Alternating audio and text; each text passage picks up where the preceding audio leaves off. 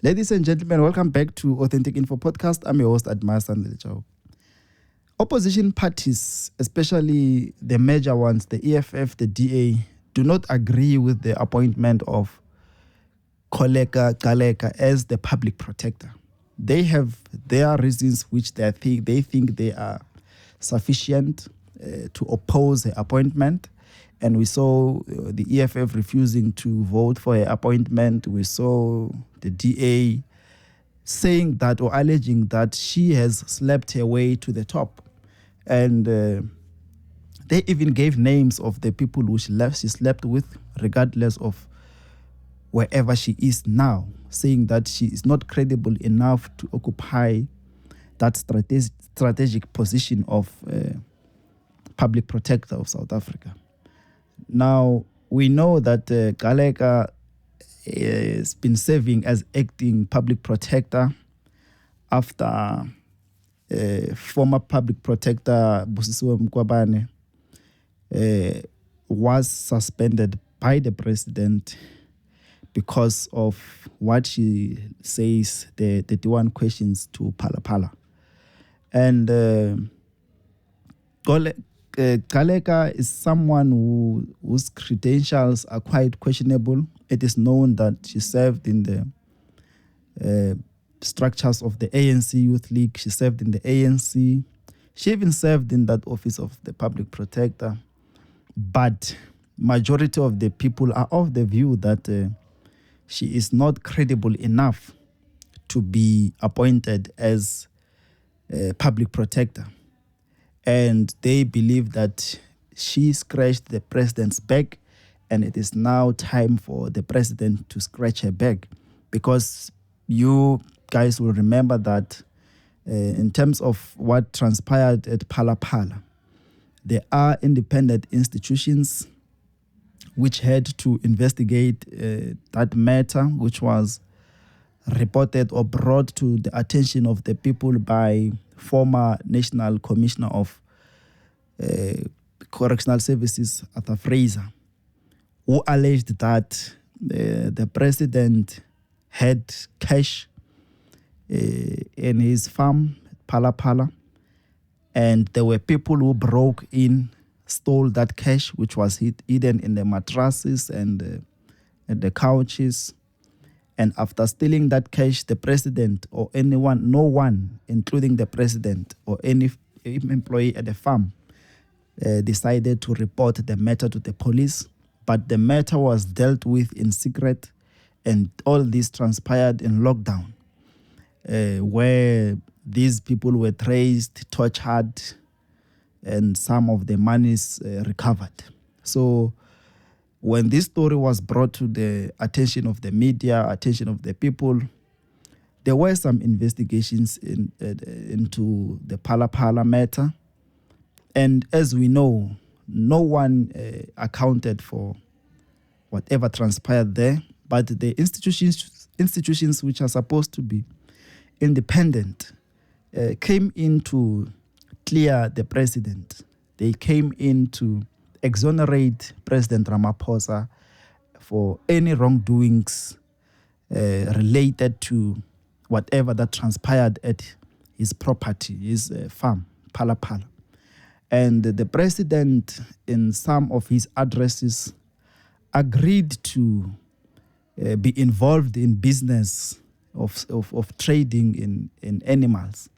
And he agrees that that is his farm, and he agrees that whatever happens there, he knows. So, but he never agreed as to the stealing and all the criminality that were alleged to have transpired in his farm. Now, we know that there are institutions like the South African Reserve Bank, led by Lisija Khanyago, which saw no wrongdoing as to what happened at the Phala farm. And the South African Revenue Services, SARS, came in, cleared the president, but he never disclosed the hard cash which he had, and it was in foreign currency, in dollars. They saw nothing wrong about that. And the last one, I think Public Protector report was number 2, and then the last one was Gcaleka. But all of them entirely cleared the president of all wrongdoings, of any wrongdoings, and they didn't see anything of some criminality, some sort of criminality that links him to what transpired in the farm. And we don't know of anyone who has been arrested or things like that. And the one which was quite questionable is the Public Protector's report that exonerated President Ramaphosa of any wrongdoings. And it seems like the report which was going to be released by Advocate Busisiwe Mkhwebane was going to be different from that of Advocate Kholeka Gcaleka. So that was the last and the hopeful independent institution that a lot of people, including the opposition parties and opposition party leaders, thought that would come clear and give a proper report, unbiased in terms of what has happened in the farm. But she came and gave a report and cleared the president of any wrongdoing.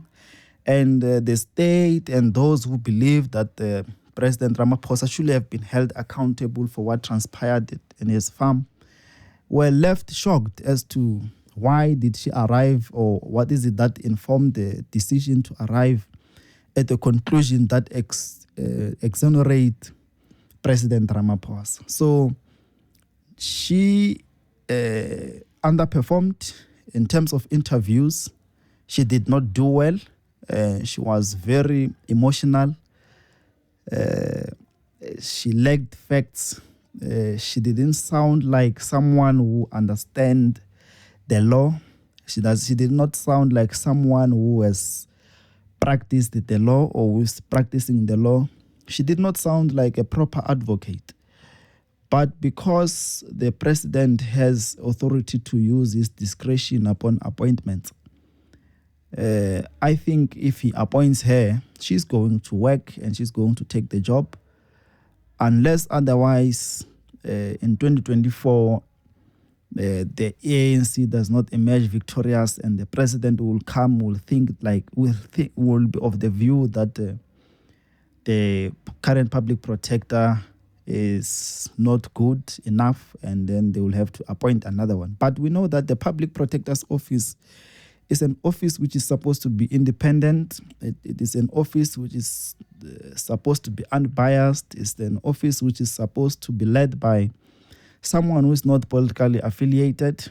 But even the EFF leader says it, that when he takes power, he's going to hunt using his own dogs, which means there will be a continuation of political deployment, or deploying people who have political affiliation to the government of the day. And it is not a surprise when we see people who are the president's favorites occupying critical positions, or positions that are high profile, or that demands someone of some sort of high caliber. But we are not given thinkers, we are not given professionals. We are given amongst the cadres those who will do anything to impress the president and neglect the country. We have heard this even during the President Zuma's administration.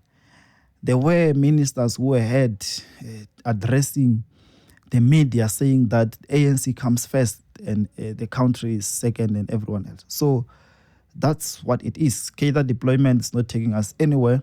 This is Authentic Info Podcast. I'm your host, Admas Andile. Let's subscribe. Let's grow together. Share, like. Let's engage in the comment section. Thank you.